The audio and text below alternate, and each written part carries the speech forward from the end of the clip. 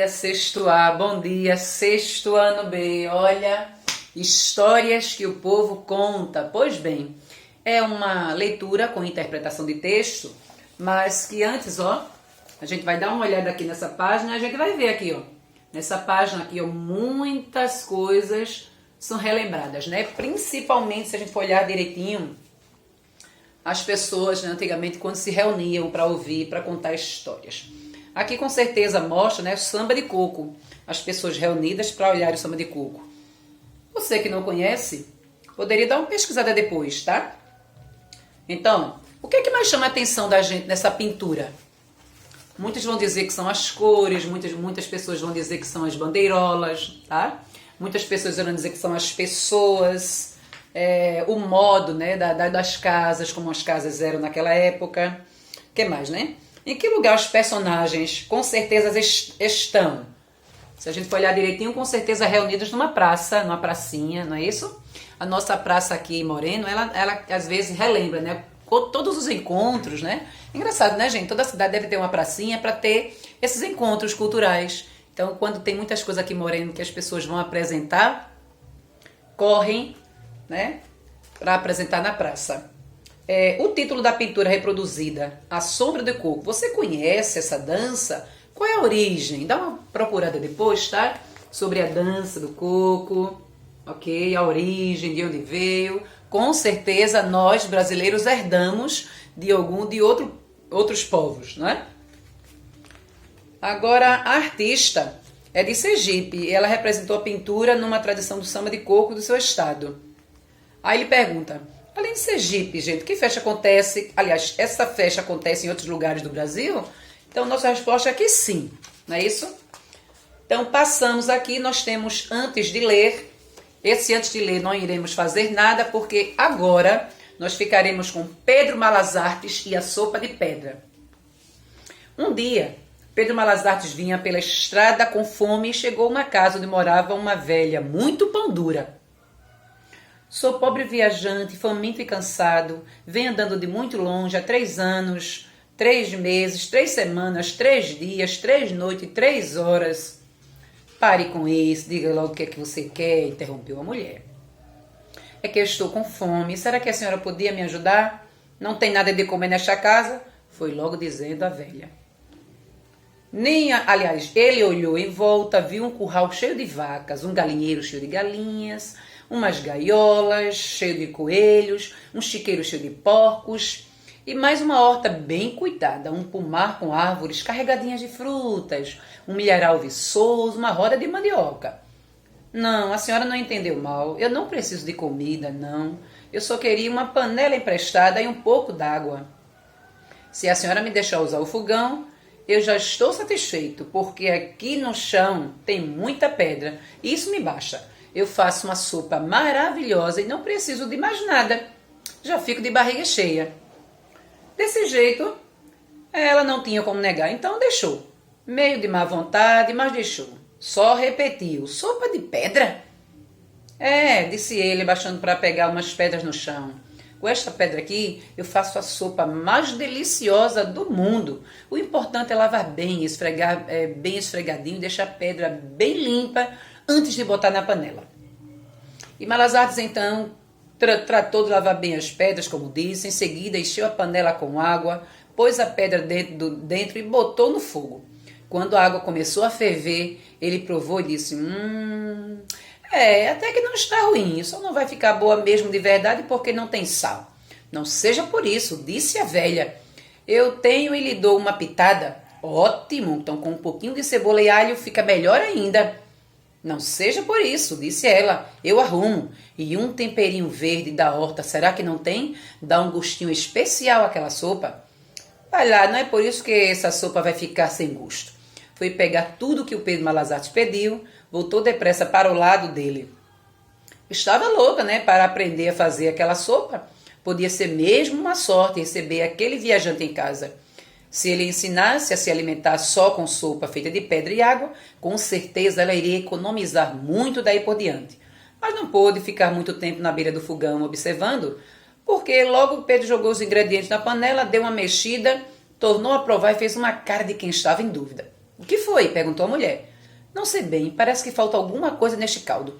Talvez um picadinho de carne ou de linguiça. Não seja por isso, respondeu ela. Se uma sopa é tão maravilhosa, é tão econômica assim, não vai ser um pedacinho de carne que vamos perder essa maravilha, né? Não vai ser, né? Foi lá dentro e voltou com um pedaço de carne, outro de pá e uma linguiça. Malazarte jogou tudo dentro da panela, deixou cozinhar mais um pouquinho e então respirou fundo. Está começando a ficar cheirosa, não acha? É mesmo, concordou a velha interessada. O problema é que vai ficar meio sem graça ainda, aliás, assim branquela, sem cor. O gosto está bom, mas fica sempre melhor quando a gente tem um pouco de colorido para enfeitar. Um pedaço de abóbora, umas folhas de couve, repolho, uma cenourinha, umas batatinhas.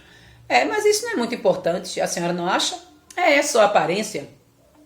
A mulher louca para aprender bem a fazer aquela sopa preciosa foi dizendo, não seja por isso, vou ali na horta buscar.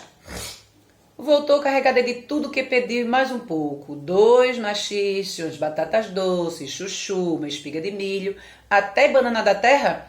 A essa altura, ela já não se limitava a ficar olhando, tratava de ajudar mesmo para dar ainda mais, aliás, para andar depressa e também para ela ter certeza de que não estava perdendo nenhuma etapa de preparação daquele prato tão maravilhoso e econômico. Ela jura que ia ficar econômica, né? Por isso, foi logo lavando todas as verduras para tirar a terra e limpar bem, descascou o que era de descascar, foi passando para Pedro, que cortava e jogava na panela, e o fogo, esquentando, e a água, fervendo, e a sopa, borbulhando. Os dois esperavam, sentindo aquele cheirinho ótimo. De vez em quando, Malazarte provava e suspirava. Está ficando gostosa, está mesmo.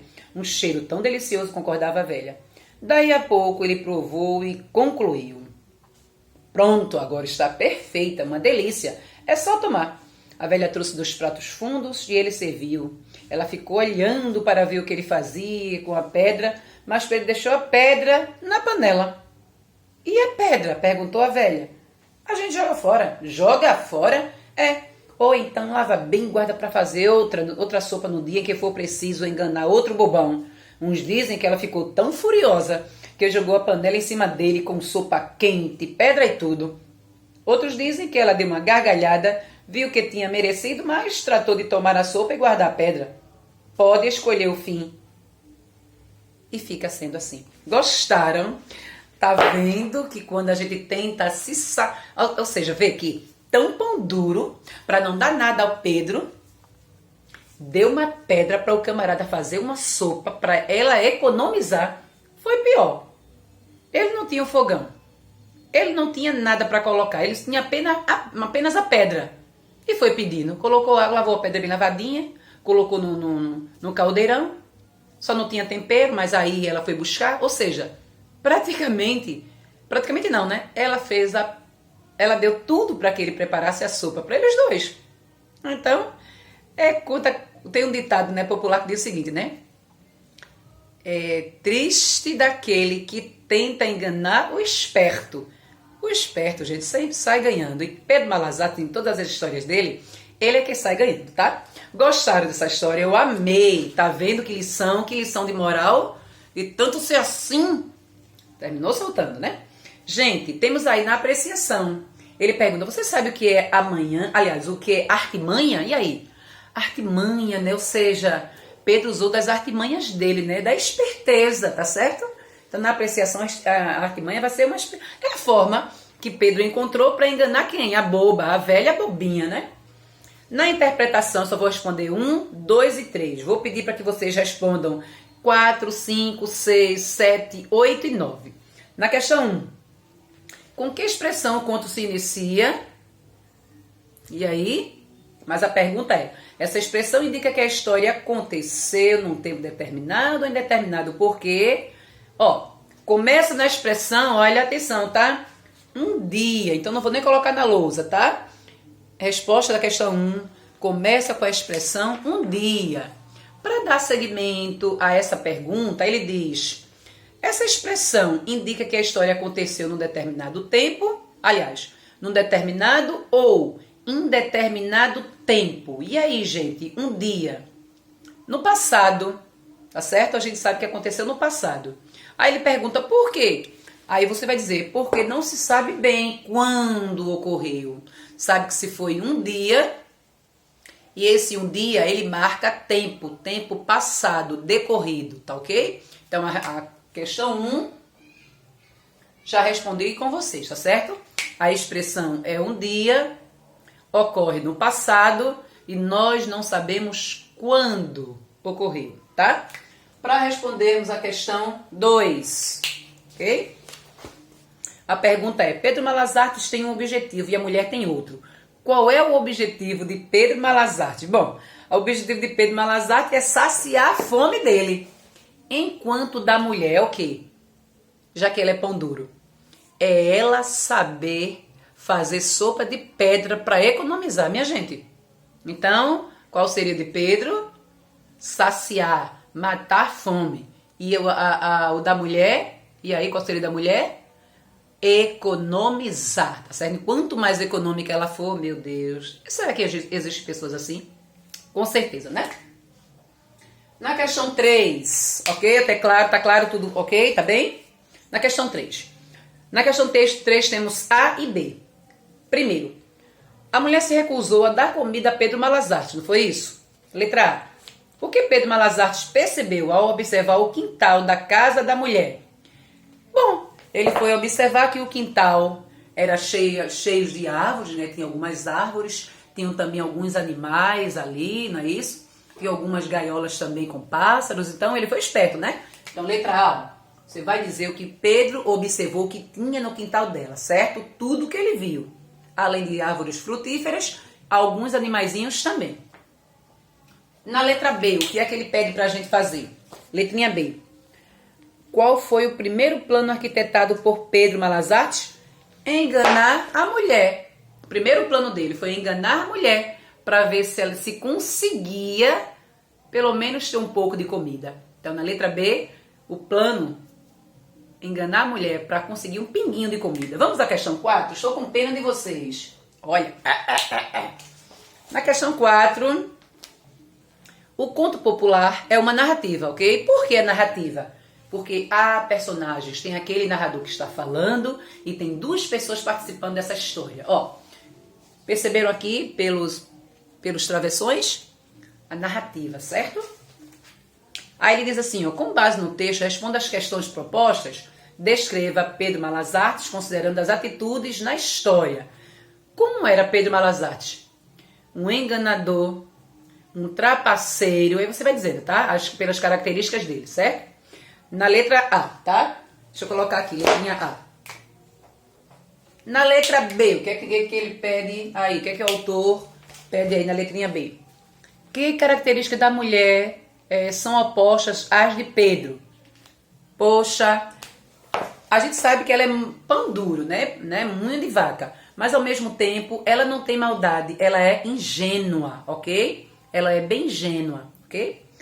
Na questão C, temos... O narrador desse conto participa da história como personagem, narrador em primeira pessoa, e narra os fatos em terceira pessoa. Eita, gente, mas assim, ó, um dia, então, ele narra fora. Ele não chega a participar, não, tá? Então, ele utiliza a terceira pessoa, ok? Vamos lá.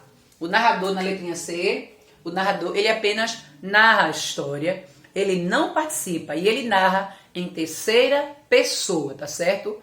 Eu não. Tu não, ele, porque ele diz Pedro Malas Artes, então é ele.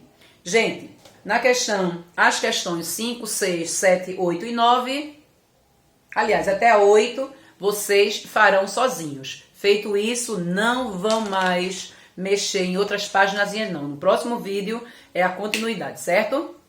Se cuidem!